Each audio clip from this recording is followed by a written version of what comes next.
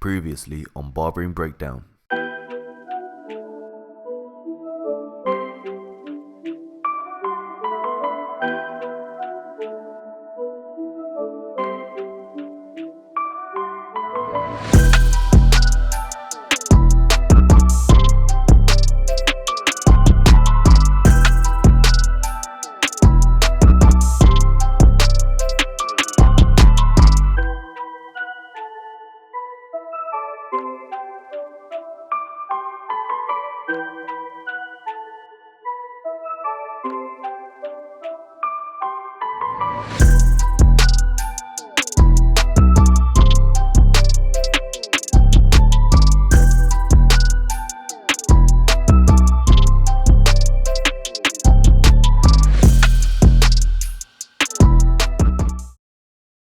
What's going on YouTube? Welcome back to another basic barbering breakdown, and in this video I'm going to show you how to do the signature Barber Jase chopsticks. Cool, so I've got my client here, Gino. His haircut is complete. I'm going to show you how to insert the signature chopsticks here, and I'm also going to put in a little naughty hard part. Cool, so we need to identify where to put the chopsticks. Because I'm right-handed, I hold my chopsticks with my right hands and they're going to be pointing this way. I don't know what chopsticks you hold, what hand you hold it in, but my ones, they go this way here towards the face. That's how I pick up my noodles. This is kind of like a medium fade, so I'm going to put my chopsticks right in the middle of the fade. What this does, it kind of brings out the contrast of the haircut. One side of the chopsticks will be light and the other side should be dark. So this is going to bring out the fade and it's going to make the haircut 10 times better simply by putting in a pair of chopsticks. Chopstick precision. Cool, so you want to bring out your sharpest trimmers for this job, yeah? Because obviously chopsticks, they need to be precise and sharp. Chopstick precision is what we're going for. Mr. Miyagi can catch flies with chopsticks. As a barber, if you can hold a pair of chopsticks, you're going to be a sick barber. So right here, I'm going to start off right in the middle of the fade here, yeah? So it's not going to be completely horizontal, it's going to be at a slight angle, maybe about 45 degrees. And I like to do it maybe just behind the ear, just above the mastoid bone. And I'm just going to insert a very thin line, roughly around the width of the blade. To get a thin line, you don't want to hold your trimmers too flat like this. You want to elevate it up so you get a thinner line. So resting the back of my finger on the skin for more support, I'm going to come over the top. All good, cameraman? All good, mate, all good. Can you see?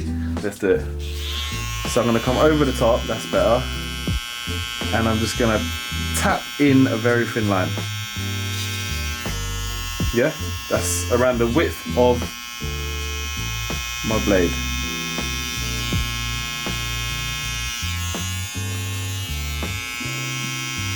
Elevating my trimmer up to get a thinner line. And that is the start of the chopsticks. So now I want to make one side slightly thicker.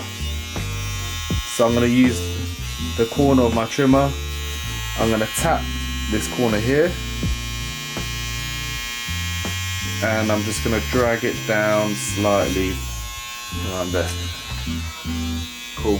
It's not perfect, but when we touch it up with a razor, we're going to make it look sharper, yeah?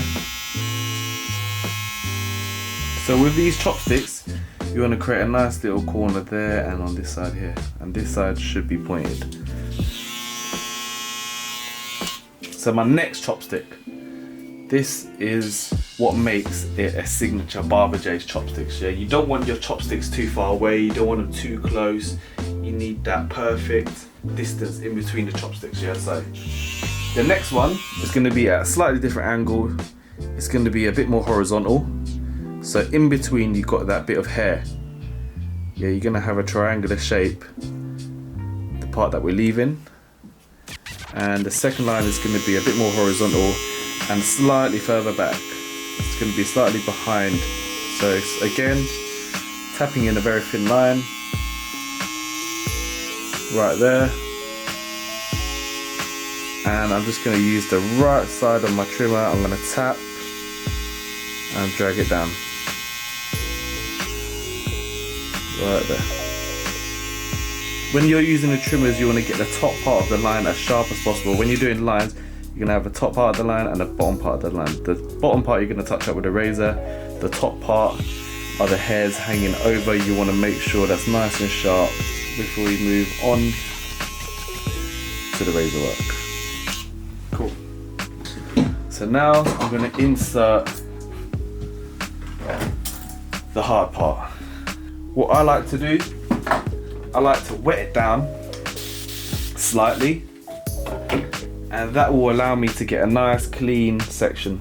I like to do the line right on the corner on the recession point, and I like to finish it around behind the ear, in line with the mastoid. You can take the line all the way to the crown, but it's going to be hard for the client to find that parting. It's going to be hard for him to maintain, so I normally connect in everything behind that, so you can still put it in the parting. And this part here, I'm going to make sure it's nice and clean. That's the most important part.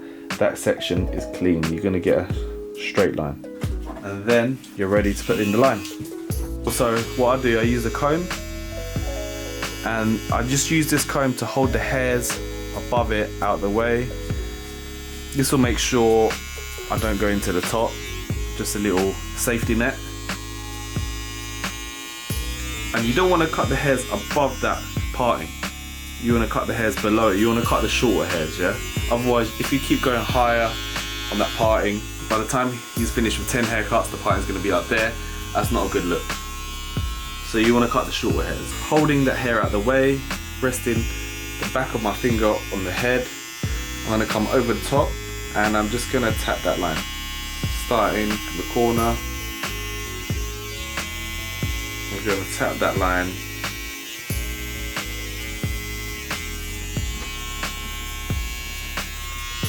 Again, it doesn't have to be super sharp. You're going to use the razor afterwards. As long as you've got that shape.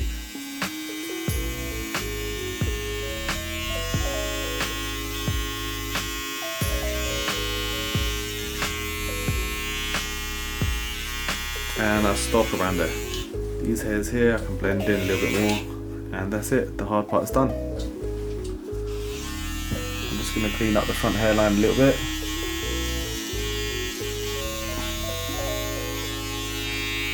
Cool, so now we're going to razor up the hard part and the exclusive chopsticks. I've got my Balance gold razor. Shout out to Balance, supplying me with this sick razor. Putting in a little Derby blade. Make sure you don't cut yourself. And we could use a bit of shave gel as well. Shout out to Easy Blade shaving gel. I'm going to put that at the back of my hand there. So now I'm going to razor up the hard part. So using my thumb, I'm pushing the hairs away, and I'm just touching it up a little bit. I'm focusing on making the bottom part of that line sharp. Just a little tap. You don't want that line to be too thick. You don't want it to look like Moses when he parted that Red Sea. Yeah, you just want a nice thin defined line. And the chopsticks, you're mainly focusing on this part of the line, this bottom line here. You want to make this corner look nice and sharp. So stretching the skin slightly. I'm using the back of the blade. I'm looking right at the bottom there where that corner is. That's where I'm going to make that bottom part of that chopstick look nice and sharp.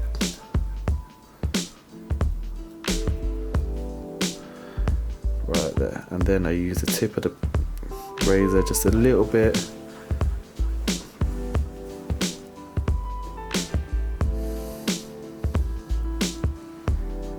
There, right there. I'm going to use the trimmers a little bit to touch up that bit there a little bit more.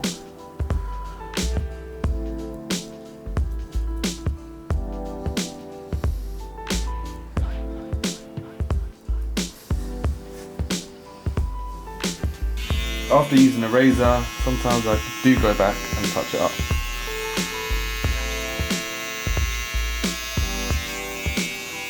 And there you have it, the exclusive Barber Jase chopsticks. Done know the thing. Jeez, so that was the exclusive Barber Jase chopstick tutorial. Hope you guys enjoyed that one. Yeah, and I'm really enjoying making these breakdown videos. Tell me what you guys think. I feel like it's more in depth. I can go into it in more detail as I can spend more time explaining one specific step. So the haircut is done. He's looking faded.